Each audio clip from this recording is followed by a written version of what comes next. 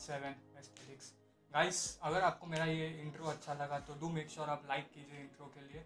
और जिस किसी ने भी मेरा सबसे पहला वीडियो यूट्यूब पे how to get big arms वो देखा है और जिस किसी ने भी नहीं देखा तो प्लीज़ जाके वीडियो देखिए। और जिस किसी ने देखकर इतना जो फर्स्ट वीडियो पे मेरा अच्छा रिस्पॉन्स आया उसके लिए थैंक यू सो मच। तो गाइस, अब चलते हैं हमारे सबसे मेन टॉपिक पे कि जो हमारा टॉपिक है आज का, जिसके लिए आपने आज वीडियो ऑन किया, ये importance of diet and nutrition in fitness. तो भाई, जब कभी भी हम फिटनेस की बात करते हैं तो हमें ये तो हम ज़्यादा देखते हैं कि कौन सी एक्सरसाइज करनी चाहिए, कौन सी नहीं करनी चाहिए, आर्म्स कैसे बड़े करने, चेस्ट कैसे बड़ी करनी है, शोल्डर कैसे बड़े करने। बट हम इसमें एक चीज़ भूल जाते हैं, वो हमारा न्यूट्रिशन और डाइट। गाइस, ये जो न्यूट्रिशन और डाइट इतना बड़ा मेजर रोल आपका प्ले करता है आपके फिटनेस गोल में कि अगर आप इसको अच्छे से नहीं करोगे तो आपको जो लेवल पे आपको पहुंचना है या जो आपको आपकी फिजिक चाहिए वो आपको नहीं मिल पाएगी। क्यों? क्योंकि जो न्यूट्रिशन आप जो बॉडी को प्रोवाइड करोगे आफ्टर आप हार्ड कोर एक्सरसाइज करते हो, आप जो वर्कआउट करते हो ब्रूटल सा एकदम जिम में जाकर, वो अगर आप वो मसल जो टेयर कर रहे हो उसको अगर आप न्यूट्रिशन प्रोवाइड नहीं करोगे तो वैसे आपका कभी मसल बिग या वो स्ट्रॉन्ग नहीं होगा। तो आपको अगर आपका मसल एकदम बिग स्ट्रॉन्ग चाहिए तो आपको सबसे पहले जानना होगा कि न्यूट्रिशन कितना इम्पॉर्टेंट है फिटनेस में। तो जब कभी भी हम न्यूट्रिशन की बात करते हैं तो हमारे माइंड में सबसे पहला, या तो डाइट में हम बात करते हैं, सबसे पहला हमारे माइंड में एक वर्ड आता है, वो होता है कैलोरीज। अब कैलोरीज क्या होती है? जो फिटनेस में है ऑलरेडी उनको तो पता होगा कैलोरीज क्या होती है, और जो बिगिनर्स हैं, जो जिन्होंने अभी अभी वर्कआउट करना स्टार्ट किया है या कुछ ही समय से वर्कआउट कर रहे हैं, उनको कैलोरीज का मतलब जानना बहुत ज़रूरी है। कैलोरीज वो होती है कितना अमाउंट ऑफ फूड हम हमारे बॉडी में इनटेक कर रहे हैं प्लस कितनी कैलोरीज हम बर्न कर रहे हैं। तो गाइस, उसको कैलोरी कहा जाता है। और कैलोरी में भी आपको अगर किसी कोई ओवरवेट है, उसको अगर अपना वेट कम करना है, फैट कम करना है, तो उसके लिए भी उसको कैलोरी डेफिसिट में जाना पड़ेगा।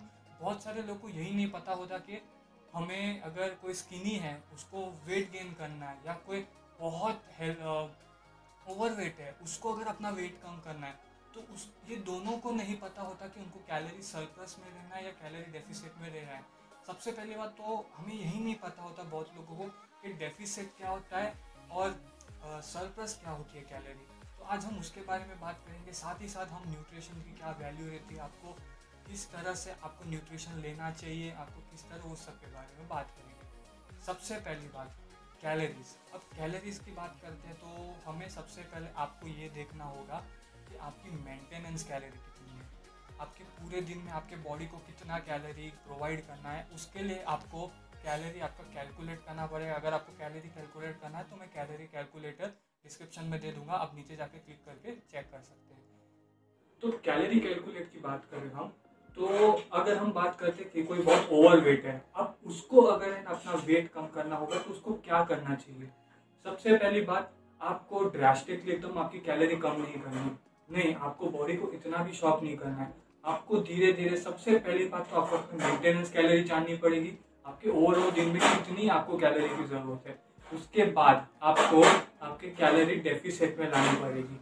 तो सबसे पहले अगर बात करें, कोई बहुत ओवर वेट बंदा है, अगर उसको अपना वेट कम करना है तो उसको पहले कुछ हफ्ते में अपनी मेंटेनेंस कैलोरी से धीरे धीरे धीरे कर करके 100 फिर 200 300 ऐसे कर करके डेफिसिट में आना पड़ेगा, आपको डायरेक्ट नहीं आना है। तो ये तो होगी ओवरवेट वालों की बात। अब क्या करना है, अगर कोई बहुत स्किनी है उसको अगर वेट गेन करना है तो सेम उसको भी ऐसे ही अप्लाई होगा। उसको सबसे पहले आपको मेंटेनेंस कैलोरी से स्टार्ट करनी है, उसके बाद धीरे धीरे कर करके आपको सरप्लस पे जाना है। तब जाके आपके बॉडी को आपको डायरेक्टली इतना फूड प्रोवाइड नहीं करना है। आपकी बॉडी की एक एपिटाइट होती है कि आप कितना खाना कंज्यूम कर सकते हो। कोई स्किनी बंदा है वो इतना खाना नहीं खा सकता एक टाइम पे।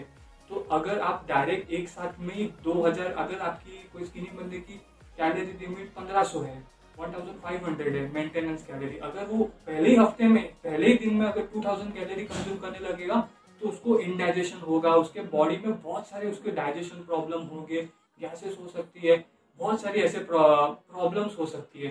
तो हमें हमारी जो एपिटाइट होती है बॉडी की उसको धीरे धीरे धीरे करके बढ़ानी है। और अगर कोई ओवरवेट बंदा है, अगर उसको बहुत खाता है वो, तो उसको धीरे धीरे कर करके कम खाना है। आप एक ही दिन में सीधा इतना कम नहीं खा सकते। आपको धीरे धीरे कर करके कम खाना है। तो ये तो हो गई जिसको ओवरवेट है। और ये तो मालूम पड़ गया कि आपको कभी भी अगर आप अब कैलोरी डेफिसिट पे जा रहे हो या कैलोरी सरप्लस पे जा रहे हो, तो आपको कभी भी मेंटेनेंस कैलोरी से आपको डायरेक्ट एक ही दिन में जंप नहीं करना है, ना ही सरप्लस पे ना ही डेफिसिट पे। आपको धीरे धीरे कर करके आपकी कैलोरी या तो बढ़ानी है या तो कम करनी है, डिपेंड ऑन योर गोल। तो गाइस ये तो बात हो गई कैलोरी के बारे में कि बट आपको ये भी जानना बहुत इंपॉर्टेंट है कि आप कितनी कैलोरीज बर्न करते हो जिम में। अगर आप खा रहे हो 12 फॉर एग्जांपल 1200 कैलोरी खा रहे हो और जिम में जाके या तो आप बहुत ज़्यादा बर्न कर रहे हो या तो कम बर्न कर रहे हो, तो उसमें भी प्रॉब्लम हो सकती है। तो आपको ये भी मेक श्योर करना है कि आप कितनी कैलोरी कंज्यूम कर रहे हो, कितनी बर्न कर रहे हो। तो ये तो हो गई आपकी डाइट की बात कि कितनी आपको कैलोरीज के बारे में थोड़ा ओवरऑल मालूम पड़ गया। अब बात करते हैं न्यूट्रिशन के बारे में। तो हम जिम जाते हैं, हम वर्कआउट तो कर लेते हैं, बट जब घर पे आते हैं तो आपको सबसे पहले आके आपको क्या कंज्यूम करना चाहिए, जो हम पोस्ट वर्कआउट बोलते हैं मील। तो उसमें आपको सबसे पहले आपको प्रोटीन, आपके प्रोटीन में आपको अमीनो एसिड जो हम बोलते हैं 21 अमीनो एसिड्स वो कंज्यूम करने, साथ ही साथ आपको ग्लाइकोजन भी प्रोवाइड करना है बॉडी को। तो आपको जब जिम में सबसे पहले आओगे, जिम के बाद जो पोस्ट मील है उसको उसमें आपको आपको सबसे पहले 21 अमीनो एसिड जो हम प्रोटीन बोलते हैं और आपको ग्लाइकोजन भी कंज्यूम करना पड़ेगा।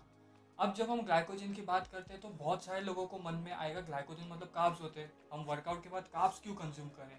तो गाइस आपको कार्ब्स कंज्यूम करना बहुत इंपॉर्टेंट है। कार्ब्स भी आपको सिंपल कार्ब्स नहीं लेने, आपको कॉम्प्लेक्स कार्ब्स लेने हैं जो आपको लॉन्ग टर्म के लिए एनर्जी दे।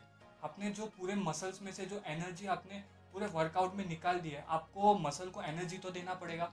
तो आपको सिर्फ प्रोटीन ही नहीं देना है, क्योंकि अगर आप मसल को प्रोटीन ही दोगे तो आपकी बॉडी ना चाहते हुए भी प्रोटीन में से ग्लाइकोजन निकाल के मसल्स के अंदर स्टोर करना चालू करेगी, और वो हम नहीं चाहते।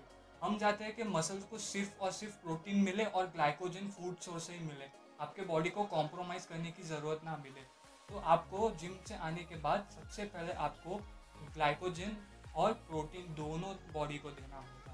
तो न्यूट्रिशन की अब बात करें तो हम इस पॉइंट में, तो न्यूट्रिशन में जब कभी भी हम बात करते हैं 3 मेन फैक्टर्स हमारे दिमाग में आते हैं। सबसे पहले हमारे दिमाग में आता है कार्बोहाइड्रेट्स, प्रोटीन, और सबसे इम्पोर्टेंट जो बहुत सारे लोग इतना उसको सीरियसली नहीं लेते वो होता है आपके फैट्स।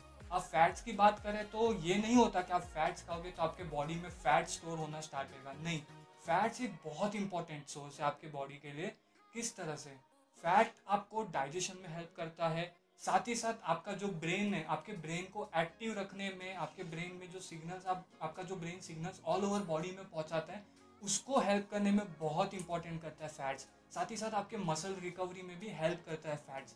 तो आपको फैट्स भी लेना है। अगर हम न्यूट्रिशन की बात करें तो 3:1 ये रेशियो में आपको लेना है। अगर आप सरप्लस में हो, आपको अगर मसल गेन करना है तो आपको स्लाइटली थोड़ा कार्बोहाइड्रेट्स हाई करना पड़ेगा। क्यों? क्योंकि अगर जब आप मसल गेन की बात करते हैं तो आपको पता होगा कि हमें हैवी लिफ्ट करना पड़ता है।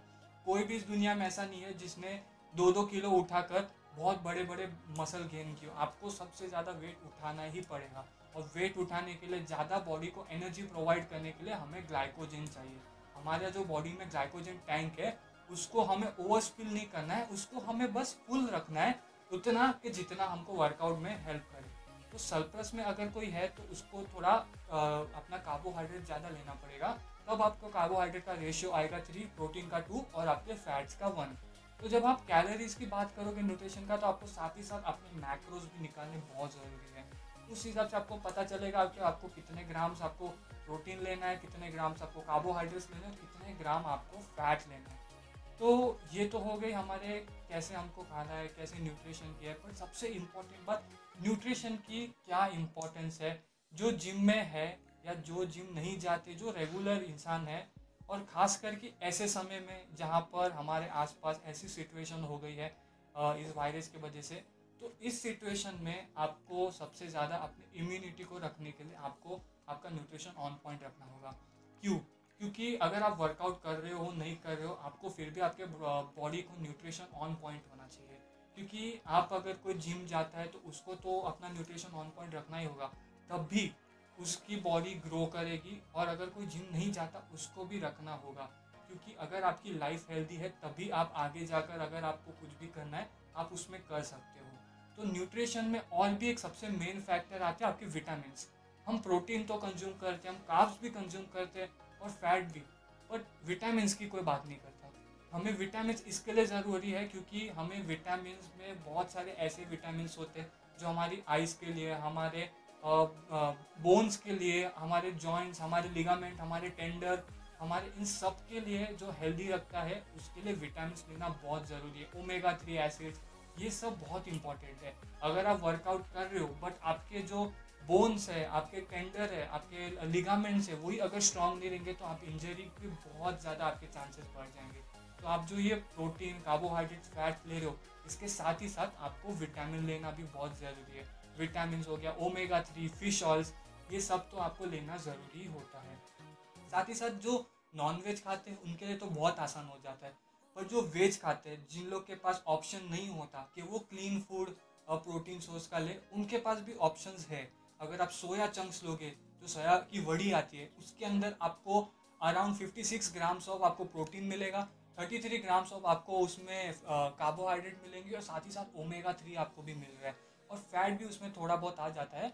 बट अगर आप 100 ग्राम में आपको कितने आपको 56 मिल रहे हैं, तो ये बहुत अच्छी बात है कि आपको सिर्फ एक सोया की बड़ी, जो सोया चंक्स बोलते हैं, उसमें आपको 56 मिल रहे हैं। साथ ही साथ आप दाल कंज्यूम कर सकते हो, लेंटिल्स कंज्यूम कर सकते हो, राजमा, मूंग की दाल, ये सब आप एक मतलब एज अ प्रोटीन सोर्स जो वेजिटेरियन है वो कर सकते हैं। साथ ही साथ अगर आपको प्रोटीन चाहिए, तो प्रोटीन की बात करें तो बहुत सारे लोग के दिमाग में आता है कि प्रोटीन बॉडी के लिए बहुत ख़राब होता है। जो हम प्रोटीन पाउडर की बात करते हैं, तो प्रोटीन पाउडर कोई एसिड या कोई ऐसी चीज़ों से नहीं बनता। प्रोटीन पाउडर हमारे फूड सोर्सों से ही बनता है, जो आप फूड खाते हो बस उसी के एक प्रोसेस से बनता है। अगर आप जाके यूट्यूब पे सर्च करोगे कि प्रोटीन पाउडर कैसे बनता है, तो आपको पता चलेगा कि इस तरह से जो फॉरेन्स में मिल्क डेयरीज है, वहाँ पर एक बड़ा फार्म है उनका, जहाँ पर प्रोटीन लार्ज नंबर पे क्रिएट किया जाता है प्रोटीन पाउडर।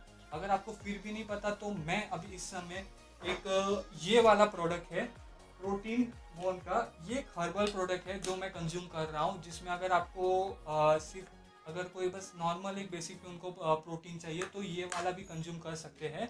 इसमें अगर मैं बात करूँ तो वे प्रोटीन है, ब्राउन राइस प्रोटीन है और साथ ही साथ पी प्रोटीन है, कैल्शियम, विटामिन, हर्बल है। तो ये हर्बल प्रोटीन है जो आपके ओवरऑल प्रोटीन के साथ साथ आपको बहुत सारे ऐसी चीज़ें भी देता है जो आपको चाहिए रिक्वायरमेंट। बट अगर हम बॉडी बिल्डिंग की बात करें तो हमारे बॉडी बिल्डिंग में हमें सबसे ज़्यादा जो यूज़ होता है वो आइसोलेट, ब्लेंड और वे प्रोटीन, ये सबसे ज़्यादा यूज़ में आता है। क्योंकि अगर आप प्रोटीन ले रहे हो तो जो प्रोटीन का रेशियो होता है कि कितना % डाइजेस्ट होता है, तो जो प्रोटीन पाउडर होता है उसका डाइजेशन रेट सबसे ज़्यादा रहता है। हम बाकी अगर एग्स की बात करें तो प्रोटीन पाउडर के बाद एग्स का जो एग वाइट होता है वो प्रोटीन का जो उसका डाइजेशन रेट है वो ज़्यादा होता है, और जो वेज का होता है उसमें थोड़ा कम हो जाता है। बट अगर आप अंडे खा सकते हो तो आप अंडे खाकर भी जो प्रोटीन है वो कंज्यूम कर सकते हो। तो ये तो हो गई आपके प्रोटीन की बात। जो न्यूट्रिशन का मेन हमारी बात है कि आपको हर प्रकार की न्यूट्रिशन लेने चाहिए बॉडी में, भले आप जिम करते हो ना करते हो, आप घर पे हो, अगर आपके जिम अवेलेबल है, फिर भी आपको न्यूट्रिशन लेना चाहिए। क्योंकि जो हमारे बॉडी में जो मसल बिल्डिंग ब्लॉक्स होते हैं वो न्यूट्रिशन के वजह से ही बनते हैं। तो गाइस, ये तो आपको पता चल गया होगा कि किस तरह से हमारा न्यूट्रिशन की क्या वैल्यू है, डाइट की क्या वैल्यू है। अगर आपको चाहिए कि इसी तरह और वीडियोस मैं बनाऊं, और मैं बहुत जल्द एक होम वर्कआउट सीरीज़ बनाने वाला हूं, तो अगर आपको चाहिए कि इस तरह की और वीडियोस बने तो आप लाइक का बटन दबा दीजिए और साथ ही साथ चैनल को सब्सक्राइब कीजिए। और गाइस, अगर आपको पिछली वीडियो आपने नहीं देखा तो आप पिछली वीडियो भी देख लीजिए, मैं आई बटन लिंक पे डाल दूंगा, आप वहाँ से भी देख सकते हो। तो बस इतना ही था आज के वीडियो में, और इसी तरह आप अपना सपोर्ट दीजिए और वीडियो को जितना हो सके शेयर कीजिए, और न्यूट्रिशन के बारे में सबको पता चले इस वीडियो के थ्रू। तो थैंक यू सो मच, आप घर पे सेफ रहिए, stay safe, thank you so much.